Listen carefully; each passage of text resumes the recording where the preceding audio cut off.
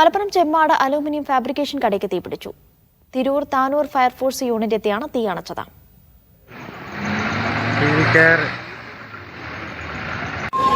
യൂനുസ് അഹമ്മദ് വിവരങ്ങൾ നൽകാനായി ചേർന്നു. യൂനുസ്, വലിയ തീപിടുത്തമായിരുന്നോ? എന്താണ് കാരണമെന്നതിൽ വ്യക്തത വന്നിട്ടുണ്ടോ?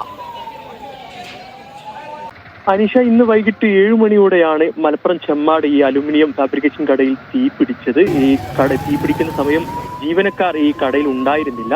നാട്ടുകാരാണ് ഈ തീ പിടിക്കുന്നത് കണ്ടത്. പിന്നീട് നാട്ടുകാർ തന്നെ തീ അണക്കാനുള്ള ശ്രമം നടത്തിയെങ്കിലും അത് വിജയം കണ്ടില്ല. പിന്നീട് ഫയർഫോഴ്സിനെ വിവരം അറിയിക്കുകയായിരുന്നു. തിരൂരിൽ നിന്നും അതോടൊപ്പം താനൂരിൽ നിന്നും ഫയർഫോഴ്സ് യൂണിറ്റ് എത്തിയാണ് ഇപ്പോൾ തീ അണച്ചത്. ഈ പ്രാഥമികമായി ലഭിക്കുന്ന വിവരം ഈ ഒരു ഷോർട്ട് സർക്യൂട്ടാണ് ഈ ഒരു തീപിടുത്തത്തിന് കാരണമെന്നാണ് പ്രാഥമികമായി ലഭിക്കുന്ന വിവരം.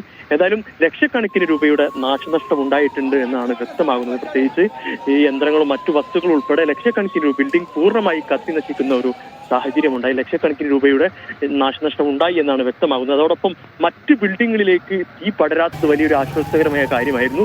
മറ്റ് ബിൽഡിങ്ങുകളിലേക്ക് തീ പടർന്നില്ല. അതാണ് വലിയ ആശ്വാസകരമായ കാര്യമായത്. അനീഷ.